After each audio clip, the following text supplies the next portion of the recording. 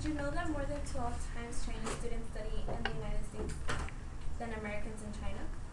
Studying international has been more in common in students who are aware of opportunities the university offers.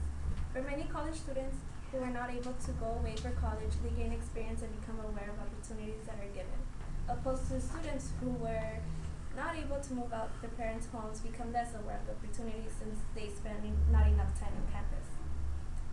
Being one of the students who were not able to live the college life, I became interested in learning about study abroad.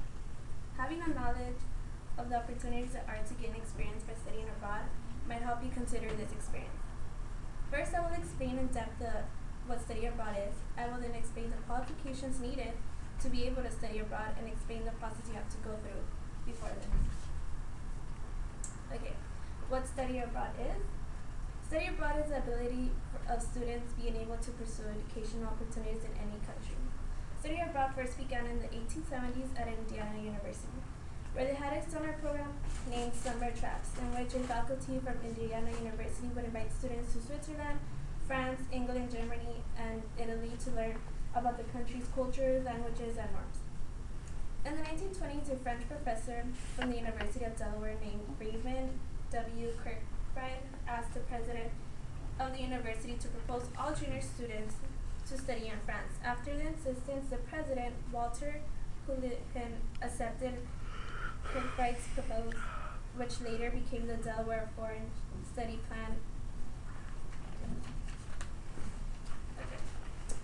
At first it became successful the first try, which then adapted to the name the junior year around, which is the JYA. Many United States institutions followed this program. Due to the European post-wars, the program junior year round discontinued. After the post-wars, they brought the program back, which is now study abroad. After explaining how study abroad became, I will now inform you about the qualifications that are needed to be eligible for study abroad. Being interested in study abroad comes with requirements that will let you be approved. I will now discuss the steps in which you need to go through before being eligible.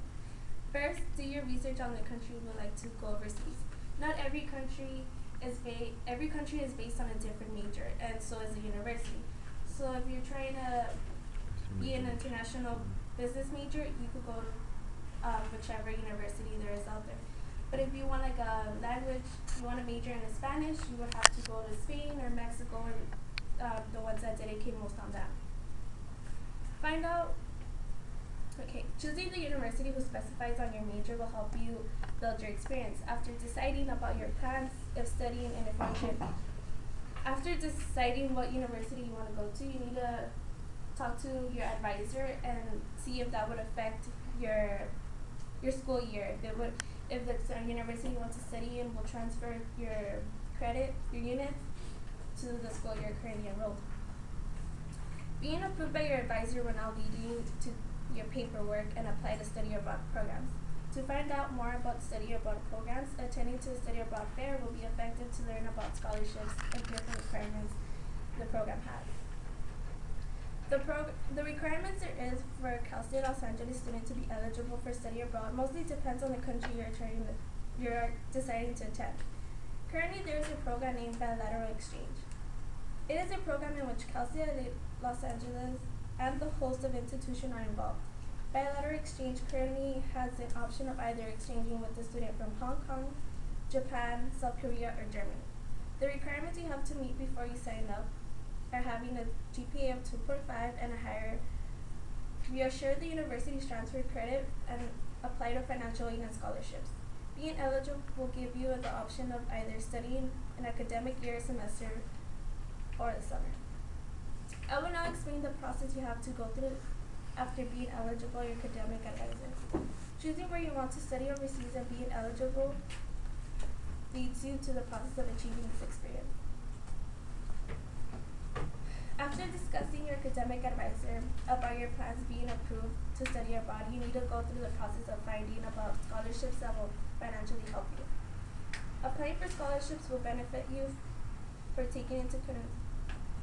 beneficial for you taking into consideration studying overseas is highly expensive. There are many study abroad programs that are cheaper than others. An estimated amount of studying abroad for a semester is $17,000. Keeping in mind that scholarships and financial aid that is provided is something that you should take into consideration and apply. Being financially stable by applying for those scholarships and financial aid leads you to preparing yourself to study overseas. Having a passport is the main thing you need when traveling, and it has to be up to date. It cannot be expired. After having an active, and you have to have an active visa so you can use when you're out there to have money transferred so you can use. And at the end, you need to have all your vaccinations, your vaccine, and having an idea what study abroad is and what you need to accomplish in order to experience studying international. That will help you improve your experience with your major. Study abroad will give you opportunities in which you gain experience, such as in your major, self-cultural, and self-knowing. Knowing what study abroad is and how it has adapted its name leads to the requirements by your college to be approved and eligible to study abroad. Keeping in mind what you have learned about study abroad, beginning with and how it started, and the requirements and process you have to go through before this experience helps you decide whether this is for